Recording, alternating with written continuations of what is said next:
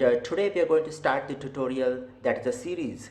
We are going to start on MS Access, that's Microsoft Access. So what exactly is MS Access 2016? Then that's the version that we are going to work on, that is 2016. Okay, so MS Access is an application software, okay, which belongs to the Office package. So it is one of the application that belongs to their Office package. Now not many actually use this application. Normally people only use the Word application, MS Excel, and the PowerPoint application. But this is another application by Microsoft, and I would say it's one of the most powerful application of their Office package. Okay, using this application, it is an RDBMS software, which stands for Relational Database Management System, and you can manage a huge amount of data, and you can manage it pretty easily. Okay, so one by one we are going to understand this.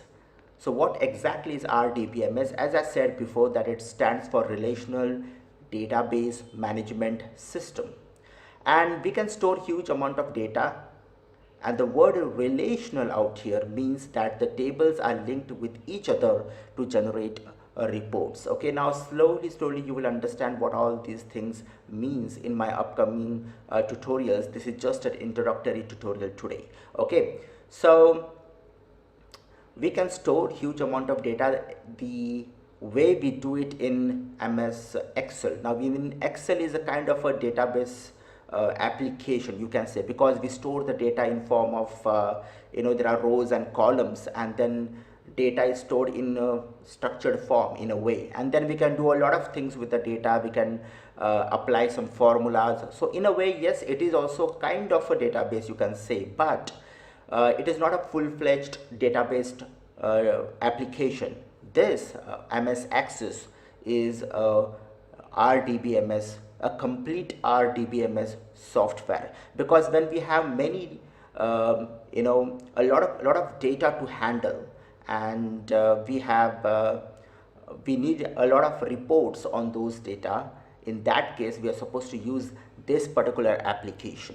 Okay, so now we are going to understand some objects in MS Access, and then we will go to MS Access and just get a look and feel about it, and we will also design a table.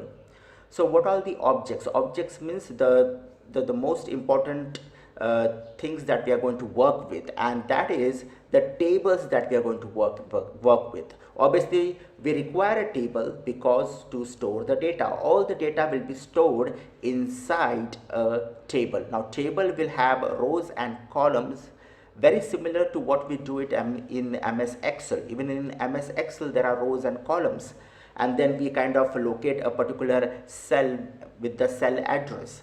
But we are not going to have a cell and cell address over here, but yes, there are rows and columns. Okay, normally columns, they have they represent fields. Okay, fields means what kind of data is going to store. Okay, so okay, we are going to come up with this, we are going to work on this, and then we have the second object, that is forms. Now forms is very important for the user point of view, because using the forms, the user is going to enter the data into this table. Okay, so we give this form, okay, to the user basically, and it is used as a console for the as a way to interact with the application. Okay, and using the forms, then the user will actually retrieve the data, or it is going to enter the data into these tables. Okay, so we require forms for that. And then we have queries. Queries means, obviously it means certain questions. So obviously it is used for filtering data. Now we are not going to have a single table. We are going to have multiple tables. We are going to store data in multiple tables. Why we need to do that, even that we are going to understand. And then we are going to filter the data as per the requirement from this from a single table or from a combination of table. Okay, so basically queries is used for filtering the data in general, basically you can also do a lot of things with the queries. You can do manipulations, you can do an kind of a data entry also, but generally speaking it is used for just filtering the data as per your requirement. Okay, and at the last then we have the reports, which is also very important object. Obviously when you have done everything, you require a hard copy of it. You require a, or even if you don't require a hard copy, you require it on your screen, that what all things, what exactly the report is. Okay, and then you can take a hard copy, you can take a printout of the reports from that particular from the data that you have, and this report is very very important. Okay, so obviously we are going to understand table. So table is something like this. As I said, it is going to have rows and columns. So the first row, now this is 1 2 3 and 4 rows, but you're not supposed to count the first one, because the first one is going to hold the field names. Okay, so these are the field names. That's the ID, roll number, student name, class and section. So basically this table is going to hold the data of all the students in the entire school. If you talk about one particular branch of a school, so it is going to store the entire data of that particular school. Okay, so this particular table will hold the data of the entire school. So you can see I've said roll number 14, name is Ajay, class is 6A, and the next is 15 16. Okay, I've given that into a series, but you can assume it's just a random numbers. And over here it is Nitin and 6B, and then the roll number 16 is Aditya, which belongs to class 7th A.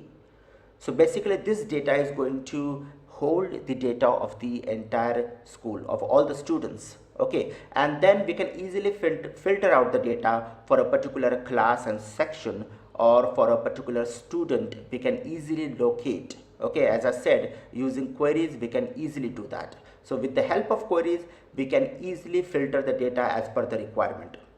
Okay, so this one particular table will basically hold the entire data of the school students. Similarly, there might be so many other databases that you need to store the data, like I mean tables. So basically we can also have one more table, that is the table for the employees or the teachers. So there will be another table which will hold the data of all the teachers, the basic information of the teacher into that table. So that will be called as a a table, a teachers table. This we can call it as a students table, right? And then there are so many other employees also, then for them we can also have another table. So obviously when I talk about a school, so these all tables will come into action, will come into picture. And obviously every organization has its has their own data, and their own employees, their own customers. So obviously a company which has a huge number of customers, so basically they need to store all the data of the customers. So in that case also they are going to make use of a table where they will store all the data of the customers. So different organizations, companies will maintain the table as per their requirement. Okay, so this is a table and these are called as rows and columns. Okay, these are rows. So this one is the first row, second and third. At this point there are only 3 rows. I said we are not going to count this because this actually belongs to the fields. Okay, as you can see out here, that is the column and field. So ID, so obviously ID means there is it's kind of a unique number that every record will have. We are going to come to this.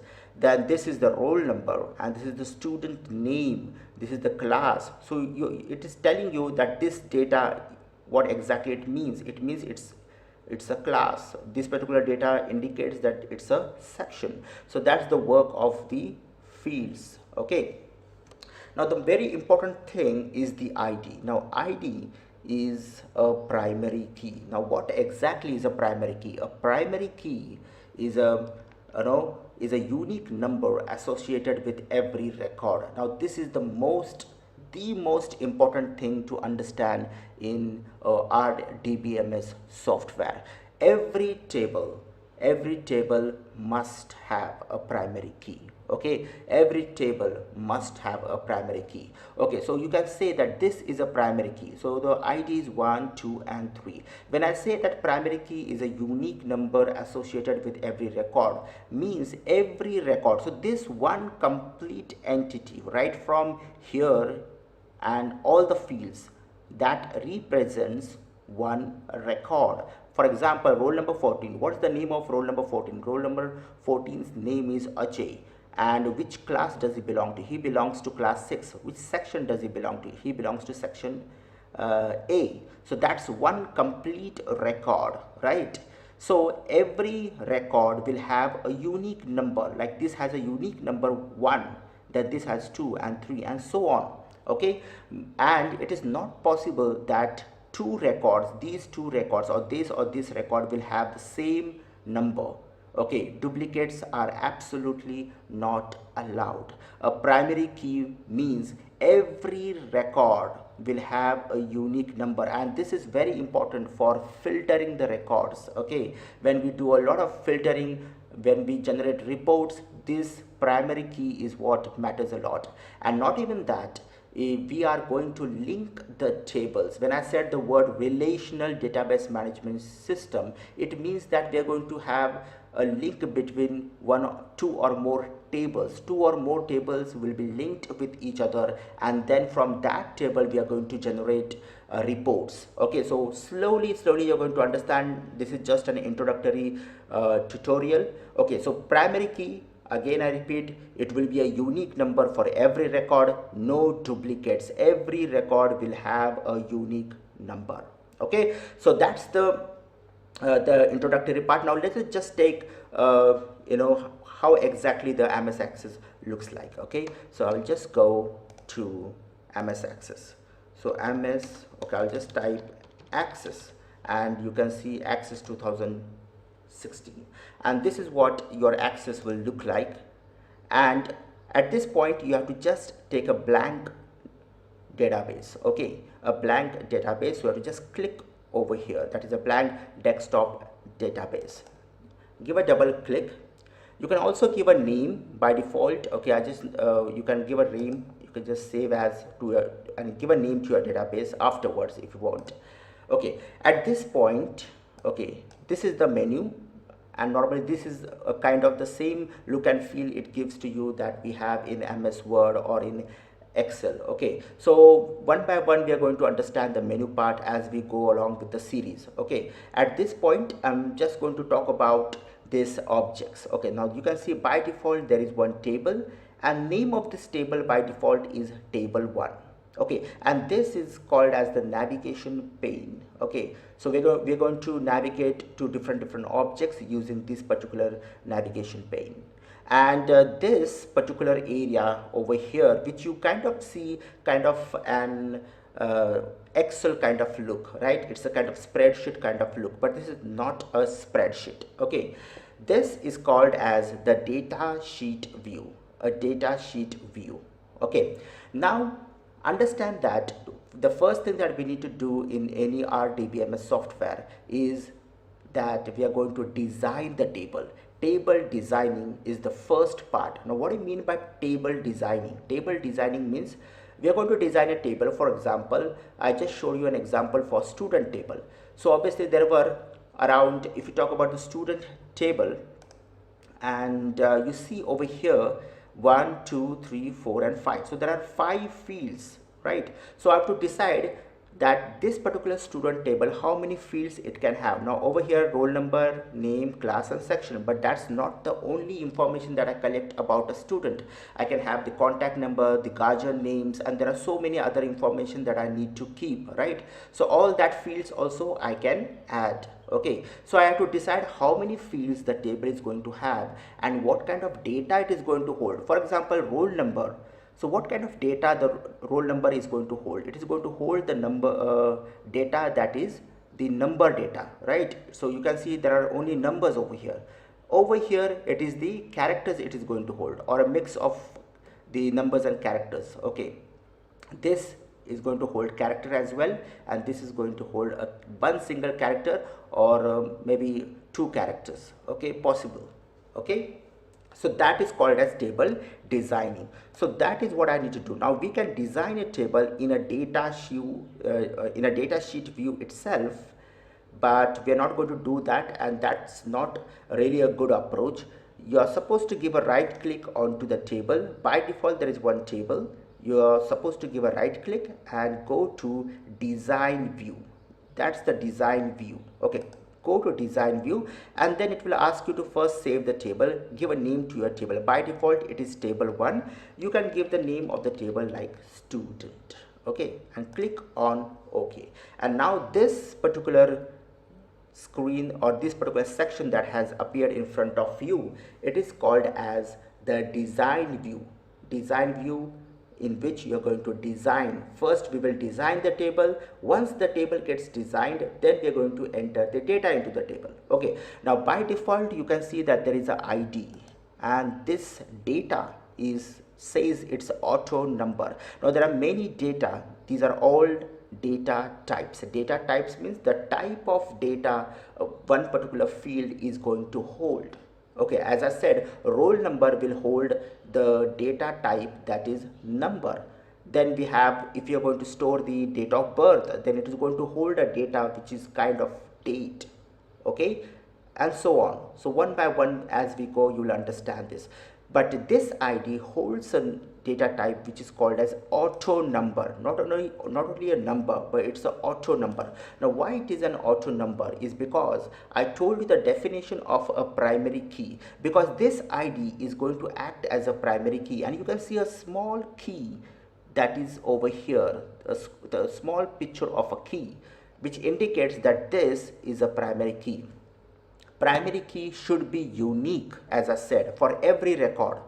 So this is going to be an auto number, which means automatically a unique number will be entered for every new record that gets created. So every time you enter a new record into a table, automatically a unique number will get entered. You are not supposed to do anything. You will not do any entry for this ID, because it is possible that human error, it is possible that you can try to enter duplicate numbers, right? So this we will leave it to the to MS Access to just feed one particular ID to a particular row, and it will be a unique number. Okay, understand that MS Access has its own jet engine. Now what exactly is a jet engine and what it does, slowly we will understand this. Okay, the jet engine is basically take care of everything onto whatever things you do, like generating an auto number, or when you filter the queries, everything is where the jet engine comes into action. Okay, now the next field I'm going to say student name, and now most probably do not give any space when you design your table. Okay, do not give any space. So I said this S is capital and N is capital, so I can easily read it as student name.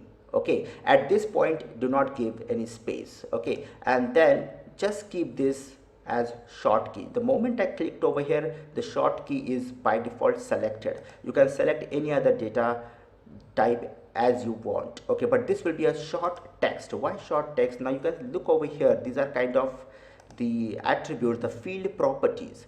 Now it says that this particular field can hold the characters of 255. So I can enter maximum 255 characters. So student name cannot be around 255. We cannot have a name of that long. So I can just make this as 100, max to max 100 characters. Okay, so that's the field property. So I'm keeping the size of this particular field as 100. So user cannot just keep on typing its name. Okay, just to have some fun. So maximum 100 characters.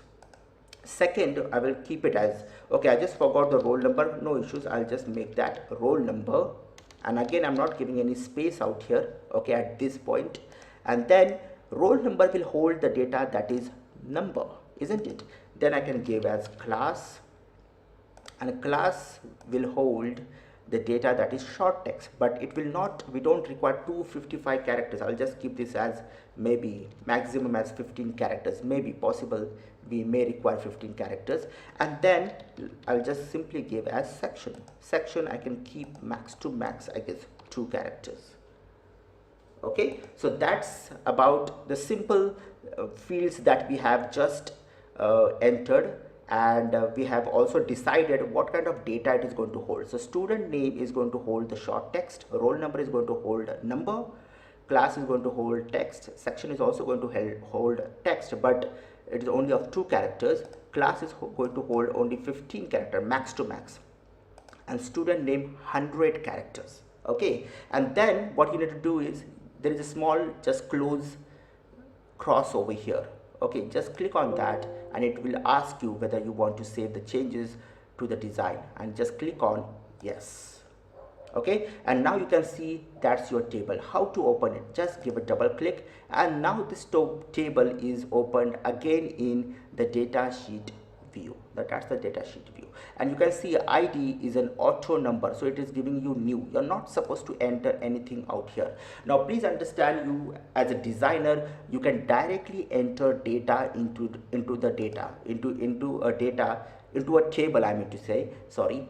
So into the table in the data sheet view, okay, we can directly enter the data into the table, but normally that's not the procedure. Normally we have forms, as I said earlier, to do the data entry or to enter data into a table. But at this point I'm directly entering the data into the table using the data sheet view. So I'm just saying name is Ajay, and the moment I typed something, you can see the ID has become 1. By default it will start from 1. You did not enter anything into the ID. Why? Because ID is auto number, and second, it is a primary key. And then roll number I can enter as maybe 12, class I can enter as class 6, section as A. Okay, now I've just clicked on this particular, you can say, cells. Okay, but you can also use a tab. Now after clicking on here, you can directly click over here, or from here you can directly press the tab key. Okay, if you press the tab key, it will come to the next row and to the first field, that is the ID. So again, if I press the tab key and I go to the student name, so over here I give like Vijay, roll number maybe it is 15 or 20, class is 8, section maybe is B. Okay, then I'm just clicking the tab key and I'm going to the next field. So using the tab keys, you can go to the next field as you enter the data. Just keep on pressing the tab keys. For at the first moment, just use the mouse click to the first field or to the new field, and then use the tab keys and enter the data. You can use the mouse or tab keys to move to the next field, and from the next field, at the end of the field, it will go to the new row, you can say. Now at this point, how many rows do I have in this table? There are only 2 rows, and the IDs are 1 and 2. That's the primary key. This is the roll number, this is the class, and this is the section. So this is how you're supposed to design your table and enter some data, but this is not the right way to enter the data. Again, I repeat, for entering data in a table, for the user point of view, always we have forms, but as a designer, you're doing it directly into the table. So this is just an introductory tutorial. In my upcoming tutorial, we are going to move ahead with this MS Access, and trust me, it is one of the most powerful application for designing applications for mid-size organizations. And there are almost anywhere you move outside, almost we have the mid-size organizations. Okay, it is not a database software that is meant for for some multinational companies where there is a huge amount of data. For that we have another platform to work with. Okay, but we are not going to work on that platform, and we are going to stick to MS Access. Okay, so that's about the MS Access introductory tutorial. In my next tutorial, we will move further. Okay, that's it for today. Bye for now.